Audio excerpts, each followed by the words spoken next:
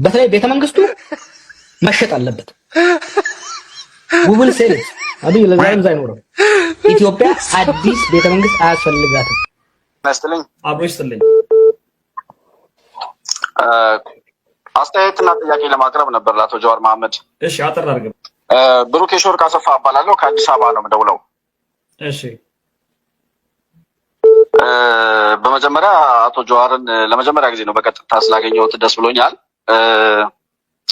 እንግዲህ አቶ ጀዋር ሲናገር እንደሰማሁት በ12 ዓመቴ የጀመርኩት ትግል ነው ብሏልና ከ12 ዓመቱ ጀምሮ እስካሁን ድረስ ትግል ላይ የኖረ ሰው አሁን ላለው የጤና ባለሙያዎች ለሚያነሱት ጥያቄ ምንድነው መፍትሄው ተብሎ ሲጠየቅ ቤተ መንግስቱን ሽጦ ይክፈል፣ ሪዞርቶቹ ይሸጡ ምናምን የሚል ሀሳብ ይሄን ያክል ፖለቲካ ላይ ቆይቻለሁ ከሚል ሰው የሚጠበቅ አይደለም እና ተራ መልስ ሆነብኝና እንደ አንድ ኢንተሌክቹዋል ነኝ ይላል ጀዋር።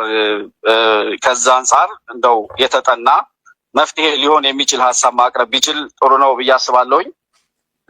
ሁለት ዋና ዋና ጥያቄዎች ለማንሳት ያክል ጀዋር መሐመድ እኔ እንግዲህ ፖለቲካ መከታተል ከጀመርኩ ጀምሮ የህዝብን ብሶት የሚሆኑ ነገሮችን የህዝብን ቁስል እየነካካ ብሶት ከማራገብና ሰውን ከማስለቀስ ያለፈ የሀሳብ ፖለቲካ ሲያራምድ አይቼው አላውቅምና ብሶቶችን ብቻ እየነካኩ የሰው ቁስል እየነካኩ የፖለቲካ ትርፍ ለማትረፍ ከመንቀሳቀስ ይልቅ መቼ ነው በሀሳብ የተሻለ አሁን ካለው መንግስትም የተሻለ ሀሳብ አለኝ ለህዝብ የሚጠቅም የሚል ሀሳብ ይዞ መምጣት የሚችለው መቼ ነው የሚለው ጥያቄ ቢመለስ ስላለው። ሁለተኛ ምንድን ነው የምትሰራው ጀዋር መሐመድ? በቀጥታ ስራ ምንድን ነው አሁን እየሰራ ያለው?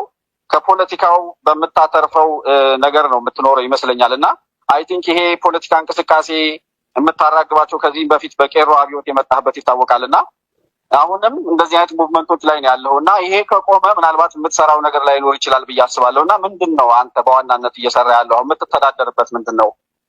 ሁለተኛ የመጨረሻው ጥያቄ ፌስቡክ ላይ ራበን ቸገረን እያሉ ቪዲዮ የሚልኩልህን ሰዎች ብዙ ጊዜ ችግራቸውን ፖስት ታደርጋለህ እዛ ላይ አትሊስት ብር እንዳለህ ይታወቃል፣ ሀብታም ነህ፣ ከህዝብ ብዙ ገንዘብ እንደሰበሰብክ ይታወቃል እና በአለም ላይ እንደፈለገ እየተንሸራሸረ እንደሚኖር ሰው ለእነዚህ ራበን ለሚሉ ሰዎች እንደው ለዳቦ መግዣ የሚሆን ነገር አድርገህላቸዋል አንተ እንደ አንድ ኢትዮጵያዊ ባለሀብት ማለት ነው?